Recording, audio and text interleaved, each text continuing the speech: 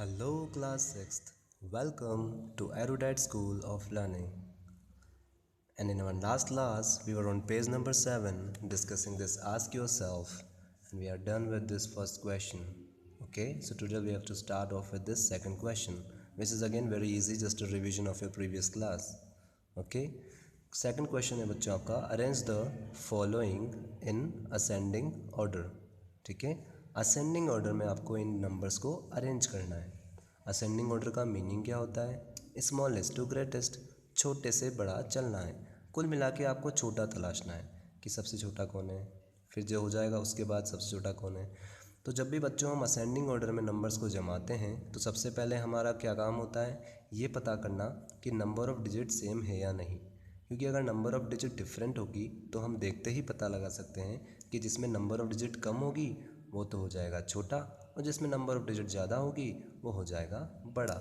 जैसे 15 है, इसमें नंबर ऑफ़ डिजिट कितनी है 2, और अगर 155 है तो इसमें नंबर ऑफ़ डिजिट कितनी है 1 2 3. तो अपने आप ये वाला इससे बड़ा हो गया, हमें ज़्यादा कंपेयर करने की ज़रूरत नहीं पड़ी.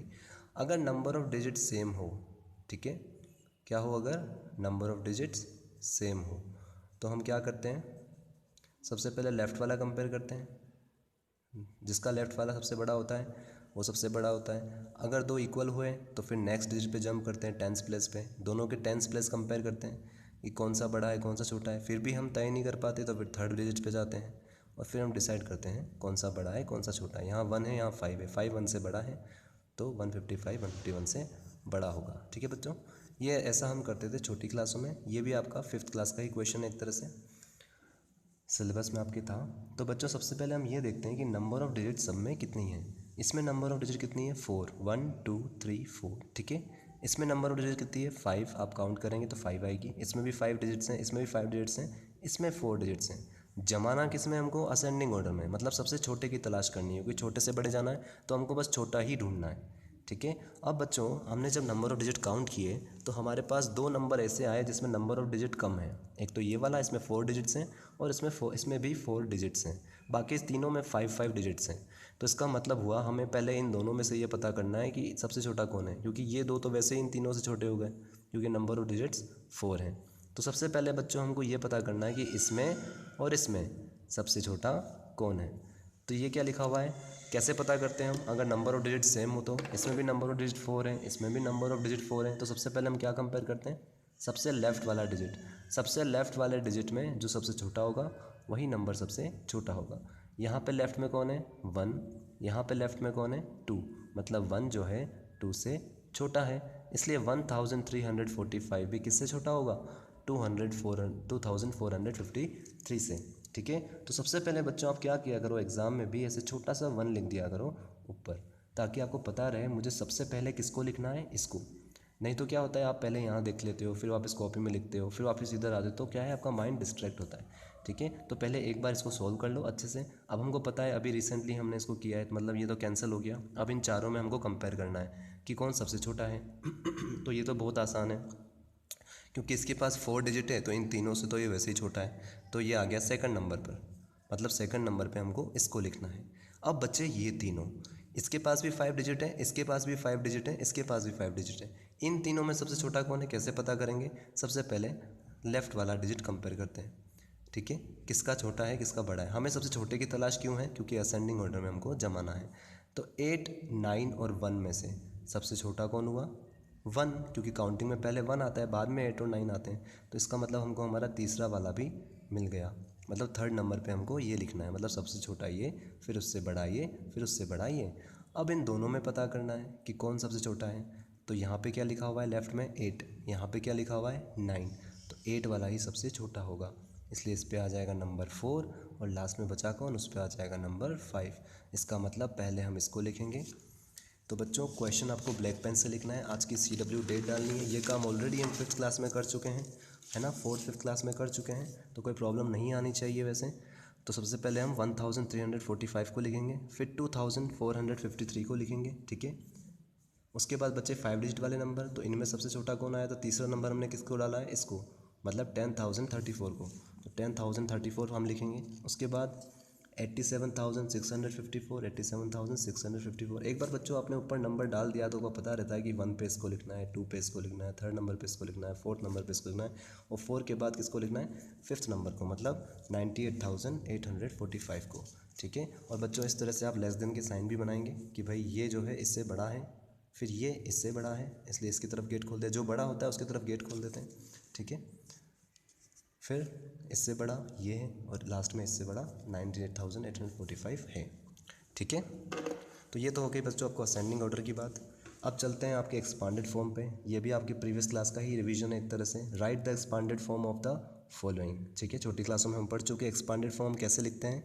प्लेस वैल्यू निकाल के और प्लेस वैल्यू के बीच में प्लस का साइन लगा देते हैं, मतलब as a sum of place values हम रिप्रेजेंट करते हैं। तो सबसे पहले बच्चों आपको क्या करना है, ब्लैक पेन से ए तक क्वेश्चन लिखना है ब्लैक पेन से, फिर इसका सॉल्यूशन हम निकालेंगे। नंबर क्या दे रखा है, 87,609। तो आपको पता लग गया कितने डिजिट्स हैं, 1 2 3 4 5। तो मतलब आपको प्लेस वैल्यू चार्ट बनाना है 5 कॉलम का, क्योंकि 5 डिजिट्स हैं, इसलिए 1s 10s 100 1000 10,000 1 2 3 4 5 डिजिट का प्लेस वैल्यू चार्ट आपको बनाना है।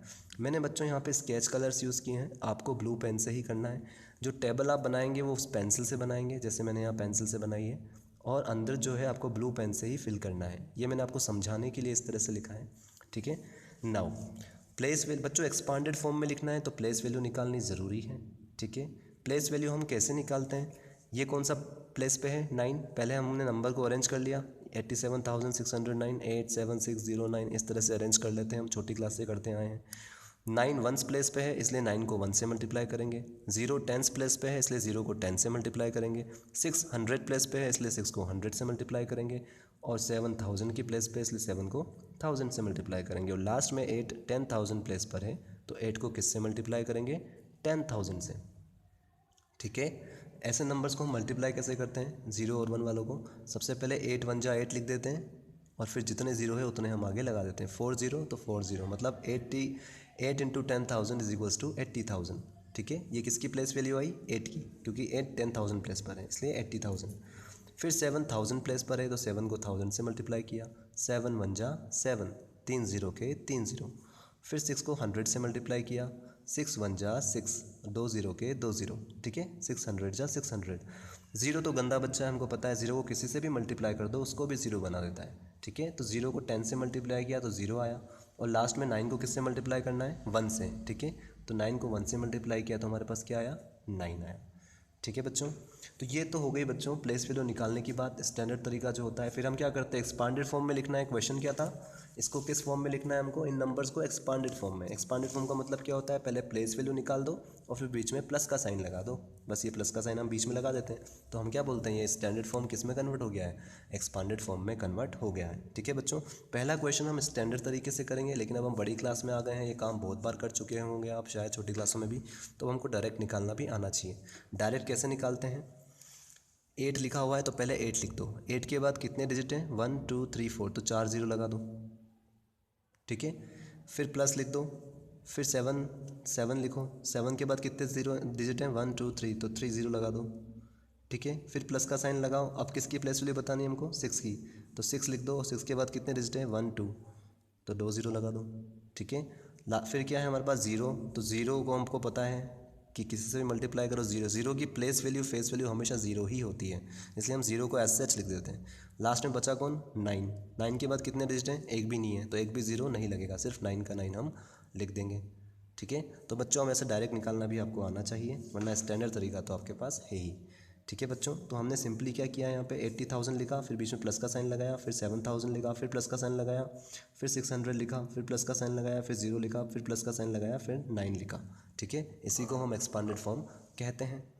ठीक है, लेकिन बच्चों 5th क्लास में आपके RBSC बुक थी, उसने 0 0 प्रेजेंट कर रखा था, लेकिन वैसे अगर हम 0 को ना लिखें तो भी सही है, क्योंकि 0 की कोई वैल्यू होती नहीं है, तो इसलिए हम 0 को हटा भी सकते हैं। तो यहाँ मैंने और करके ये भी लिखा है, मतलब आप ऐसे भी लिख सकते हैं और आप ऐसे भी लिख सकते हैं, मतलब 0 को ना लिखें तो भी कोई फ़र्क नहीं पड़ेगा। तो सिंपली आप इतना सा लिख सकते हैं, 80,000 प्लस 7,000 प्लस 600 प्लस 9, ये हो गया आपका एक्सपांडेड फॉर्म, 80,000 7,609। ठीक है, नाउ अब आते हैं बच्चों सेकंड क्वेश्चन पे। सेकंड क्वेश्चन पे अगेन आपको एक नंबर दे रखा है और बोल रहा है एक्सपेंडेड फॉर्म में लिखो। तो आप चाहो तो फिर से इस तरह से निकाल सकते हो, लेकिन अब हम बड़ी क्लास में आ गए हैं इसलिए हमको ये ट्रिक आनी चाहिए। सिंपल इसको एक्सपांडेड फॉर्म में लिखना है तो कोई बात नहीं, मतलब प्लेस वैल्यू निकाल के और बीच में प्लस लगाना है। तो पहले 9 लिख दो, 9 की प्लेस वैल्यू क्या होगी, 9 लिख दिया। 9 के बाद कितने डिजिट्स हैं, 1 2 3 4 5, तो 5 जीरो लगा दो। ये किसकी प्लेस वैल्यू हो गई, 9 की। फिर प्लस 2 बार जीरो आ रहा है तो जीरो की प्लेस वैल्यू हम लिखेंगे ही नहीं, जैसे यहाँ पे नहीं लिखी थी हमने, क्योंकि जीरो का लिखने का कोई मतलब ही नहीं है, जीरो ही आने वाला है, तो ये दोनों जीरो हम छोड़ देंगे। उसके बाद हम चलेंगे 3 पर, 3 लिख दिया। 3 के बाद कितने जीरो आएंगे, 2, क्योंकि 3 के बाद कितने डिजिट हैं, 2 1 2, तो 2 जीरो। फिर प्लस का साइन लगाया क्योंकि अब किसकी प्लेस वैल्यू निकली है, 7 की। 7 के बाद कितने डिजिट हैं, 1 डिजिट, तो 7 के बाद एक जीरो लगाया। फिर प्लस का साइन लगाया, अब किसकी लिखनी है, 6 की, तो 6 का 6 लिख दिया और ये हमारा आंसर हो गया। तो यहाँ पे कोई सॉल्यूशन है नहीं बच्चों, इसलिए आप डायरेक्ट आंसर बी करके कर सकते हैं। ठीक है, बस ये पता करना है आपको, जिसकी प्लेस वैल्यू लिखनी है पहले वो नंबर लिख लो और उसके बाद उतने जीरो लगा दो जितने डिजिट उसके बाद लिखे हुए हैं। इसके बाद 5 डिजिट लिखे हुए हैं तो 5 जीरो आप लगा दीजिए। ठीक है, अब आते हैं बच्चों नेक्स्ट क्वेश्चन पे। How many millions make 3 crore. क्या पूछ रहा है ये, 3 करोड़ कितने मिलियन से मिलके बना है, या फिर 3 करोड़ को हमें कन्वर्ट करना है एक तरह से मिलियंस में। कुल मिला के आपको 3 करोड़ को मिलियन फॉर्म में लिखना है, मतलब इंडियन सिस्टम से इंटरनेशनल सिस्टम में लिखना है। तो बच्चों पहले हम ये पता करते हैं कि 1 करोड़ में कितने मिलियन होते हैं, तभी तो हम बता पाएंगे 3 करोड़ में कितने मिलियन होते हैं। ठीक है, तो यहाँ बच्चों आपको 1 करोड़ में कितने डिजिट दे रखे हैं, 8 डिजिट्स, और यहाँ पे 8 डिजिट्स का क्या मीनिंग है, 10 मिलियन। इसका मतलब 1 करोड़ को ये लोग क्या लिखते हैं, 10 मिलियन लिखते हैं, और अपन क्या लिखते हैं, 1 मिलियन लिखते हैं। मतलब जब भी 1 के बाद 7 जीरो आते हैं तो हम क्या लिखते हैं, 1 करोड़, और जब भी 1 के बाद 7 जीरो आते हैं तो ये लोग क्या लिखते हैं, 10 मिलियन इंटरनेशनल सिस्टम में। इसका मतलब 1 करोड़ में कितने मिलियन हुए, 10 मिलियन हुए। तो वही चीज़ हमने यहाँ पे लिखेंगे नेक्स्ट क्वेश्चन में। क्वेश्चन आपको बच्चों ब्लैक पेन से लिखना है और फिर सॉल्यूशन आपको ऐसे लिखना है। वी नो दैट, हमें पता है क्या, कि 1 crore is equals to 10 million. 1 crore किसके बराबर होता है, 10 मिलियन की। ये देखो यहाँ पे लिख रखा है 8 डिजिट, 8 डिजिट का मतलब 7 जीरोस और एक 1। ठीक है, और यहाँ पे भी 8 डिजिट्स हैं जिसमें 7 जीरो और 1 आ रहा है, मतलब 8 डिजिट वाले को ये क्या बुलाते हैं, 10 मिलियन, और 8 डिजिट वाले को ये क्या बुलाते हैं, 1 करोड़। तो कुल मिला के 1 करोड़ में 10 मिलियन होते हैं। ये बिल्कुल वैसे ही है बच्चों। एक चॉकलेट 10 रुपीज़ की, तो 3 चॉकलेट 10 इंटू 3। ठीक है, तो 1 करोड़ में 10 मिलियन। इसको हम शॉर्ट में ऐसे भी लिख सकते हैं, 1 capital C is equals to 10M। YouTube पे व्यूज़ आते हैं ना बच्चों, M 10M 100M 50M, है ना, 50 मिलियन 10 मिलियन व्यूज़। ठीक है, हम पढ़ चुके हैं इंटरनेशनल सिस्टम। 1 करोड़ में 10 मिलियन, तो 3 करोड़ में 10 इंटू 3। एक चॉकलेट 10 रुपये की, 3 चॉकलेट 10 इंटू 3, 30 रुपीज़ की 3 चॉकलेट, सिंपल। ठीक है, तो जब भी ऐसा कोई सवाल आपको पूछे, हम पहले भी हम लास्ट क्लास में डिस्कस कर चुके थे जब आप लास्ट ईयर यहाँ पे पढ़ रहे थे, कि जब भी कोई ऐसा सवाल पूछे एक में इतना तो इतने में कितना, तो सिंपली हमको मल्टीप्लाई करना होता है कि भाई 1 करोड़ में 10 मिलियन, तो 3 करोड़ में 10 इंटू 3 मिलियन। ठीक है, M मतलब मिलियन, तो क्या आंसर आया हमारा, 10 3 जा 30, तो 30 मिलियंस विल मेक 3 करोड़। ठीक है, 30 मिलियन मिलके कितने बनाएंगे सॉरी 3 करोड़ बनाएंगे। ठीक है, अब आते हैं बच्चों नेक्स्ट क्वेश्चन पे। नेक्स्ट क्वेश्चन भी बहुत इजी है। Right the number this in the Indian system. Indian system में इस नंबर को लिखना है इन न्यूमरल फॉर्म। ठीक है, न्यूमरल फॉर्म में लिखना है, ऑलरेडी न्यूमरल फॉर्म है, मतलब हम कॉमा लगाएंगे, एंड इन वर्ड्स, वर्ड्स में भी हमको लिखना है। तो पहले बच्चों काउंट कर लो कितनी नंबर ऑफ डिजिट्स हैं, 1 2 3 4 5 6 7 8 9, 9 डिजिट्स हैं। ठीक है, तो इन 9 डिजिट्स को हम प्लेस वैल्यू चार्ट में बनाने के लिए कितने कॉलम बनाएंगे, 9 कॉलम बनाएंगे। कौन से, इंडियन सिस्टम वाले, क्योंकि ये क्या पूछ रहा है, किस में लिखना है हमको, इंडियन सिस्टम में। ठीक है, वो चार्ट बच्चों आपको याद होना चाहिए, इंडियन सिस्टम और इंटरनेशनल सिस्टम वाला। उसके बाद बचपन से हम क्या लिखते आए हैं, 1s 10s 100 1000 10,000 लेख। 4th क्लास में बच्चों आपके लेख तक था, 5th क्लास में आपके 10,000 तक ही था। अब आप 6th क्लास में आ गए हो, आपके पास 10 लाख भी आ गया है, करोड़ भी आ गया है, 10 करोड़ भी आ गया है। तो कुल मिला के बच्चों 4 टीमें हमारे पास हैं। आपने 4th क्लास में पढ़ा होगा, ये किसकी टीम में होते हैं, 1s की टीम में। ठीक है, ये 1s वाला पीरियड है, ये 1000s वाला पीरियड है। 1000 के पीरियड में कौन कौन आते हैं, 1000 और 10,000। लैक्स के पीरियड में कौन आते हैं, लाख और 10 लाख। करोड़ के पीरियड में कौन आते हैं, करोड़ और 10 करोड़। ये कौन सा सिस्टम है, इंडियन सिस्टम। इंडियन सिस्टम में हमको लिखना है। और अब नेमिंग करना बहुत आसान हो गया। जैसे हम नेम करते हैं, हमारा नाम कैसे होता है, फर्स्ट नेम लास्ट नेम। जैसे दक्ष पालीवाल, वैसे ही 99 करोड़, ठीक है, नीचे वाला फर्स्ट नेम, ऊपर वाला लास्ट नेम, ऐसे ही हमको बुलाना है। अच्छा, पहले हम बात करते हैं, उसने हमको बोला है कि इंडियन सिस्टम के न्यूमरल्स में लिखो। तो हमको बच्चों ये पता है, जैसे ही पीरियड चेंज होता है, करोड़ से लेख पे आ रहे हैं, तो बीच में कोमा लगाना है, ठीक है। तो इंडियन सिस्टम में कोमा कब कब लगता है, एक तो ones tens hundred, right side से 3 डिजिट छोड़ के एक कोमा लगता है, वंस टेंस हंड्रेड्स, क्योंकि ये तीनों वंस की टीम में, इसलिए कोमा लगा दिया।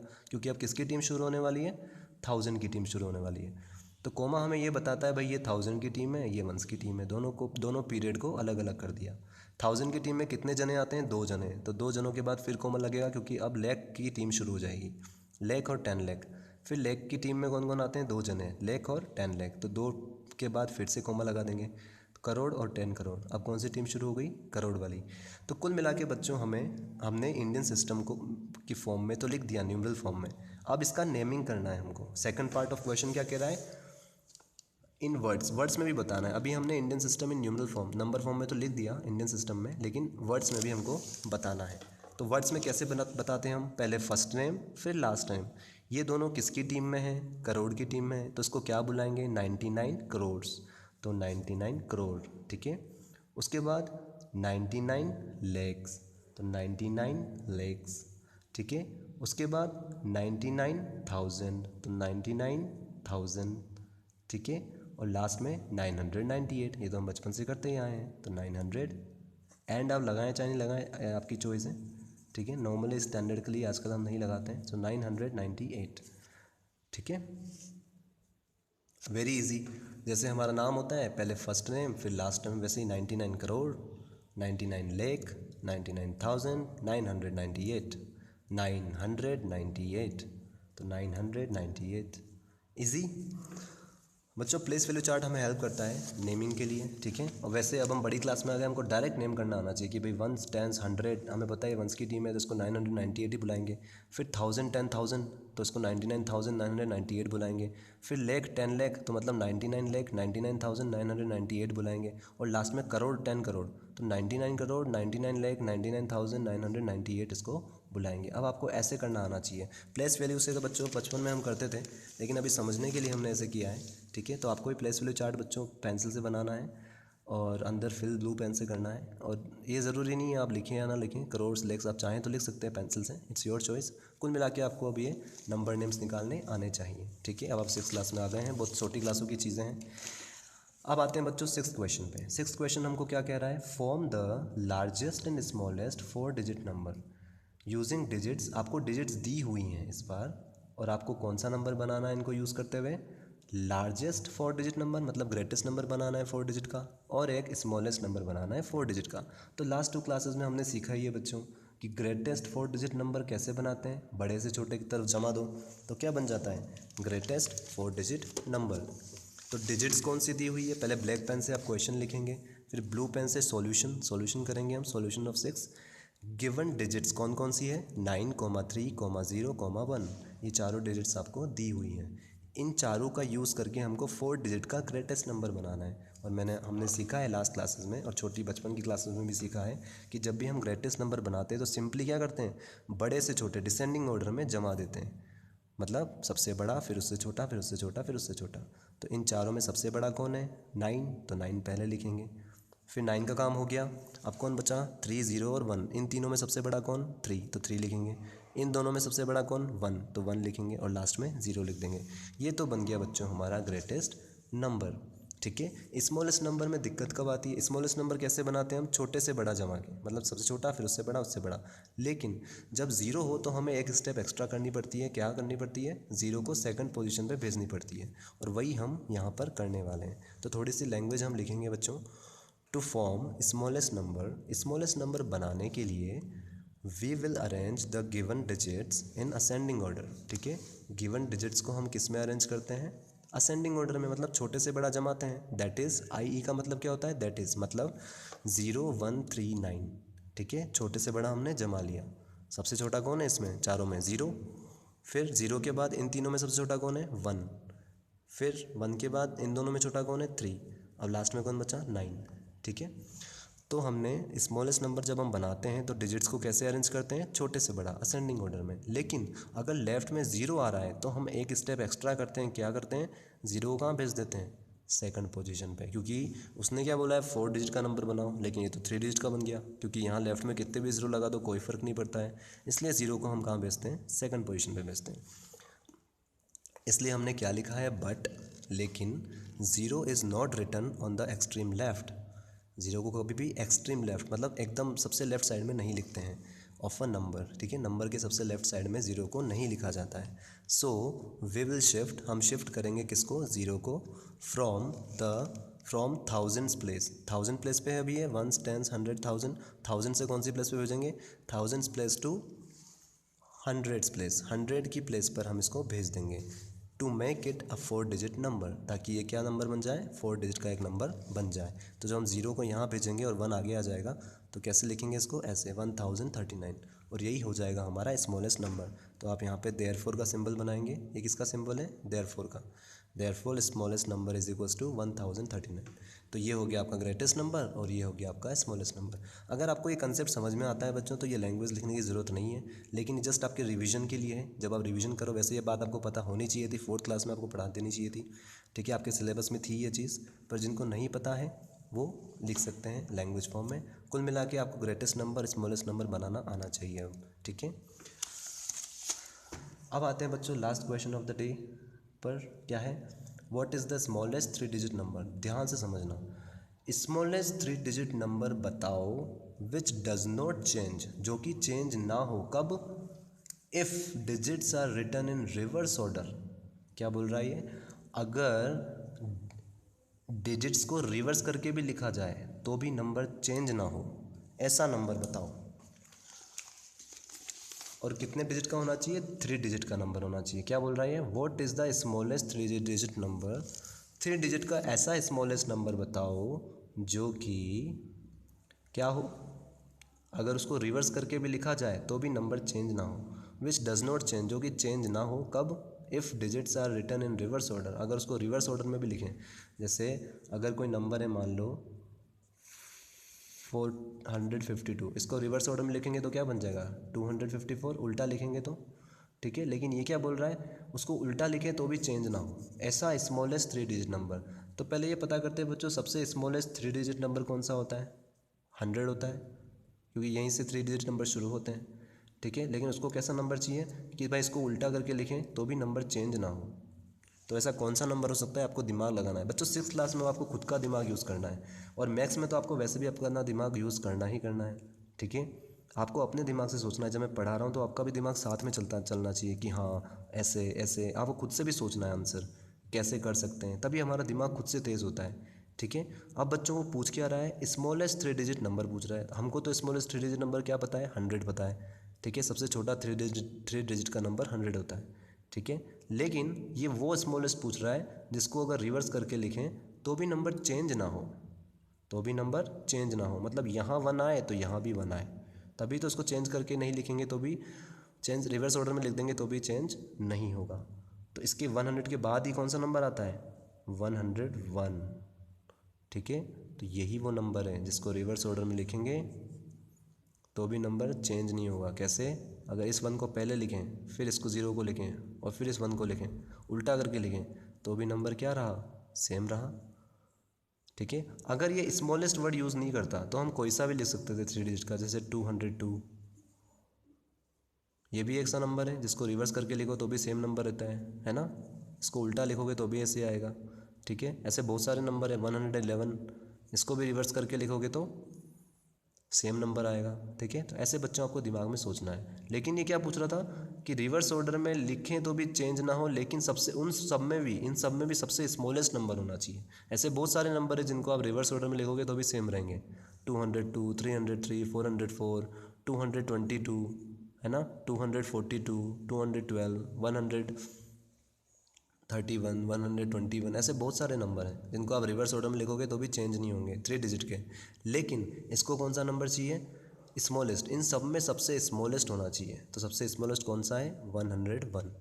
इससे छोटा 3 डिजिट का नंबर कोई भी नहीं है जिसको रिवर्स ऑर्डर में हम लिखें और वो चेंज ना हो, ठीक है, तो इसलिए हमारा आंसर क्या हो जाएगा, हमारा आंसर क्या हो जाएगा 101। सो आपको सॉल्यूशन नहीं लिखना है, डायरेक्ट आंसर लिखना है बच्चों। Answer 7, 101 is the smallest 3 digit number which does not change if digits are written in reverse order. ठीक है, तो ये था बच्चों आपका आज का ask yourself. In our next class will start your next topic estimation, अंदाज़ा लगाना सीखेंगे। ठीक है, अब हम 6th क्लास में आ गए बच्चों, आपको थोड़ा सा लेवल अप करना पड़ेगा अपना। ठीक है, खुद से सोचना होगा।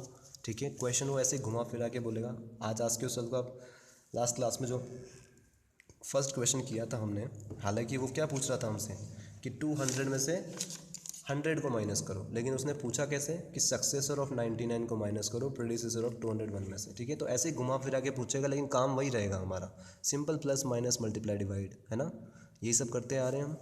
ठीक है, और थोड़ी सी कॉमन सेंस, थोड़ी सी आपको स्किल्स डेवलप करनी होगी।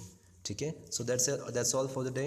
इन our next class will start from estimation section 1.2. So till then, goodbye all of you.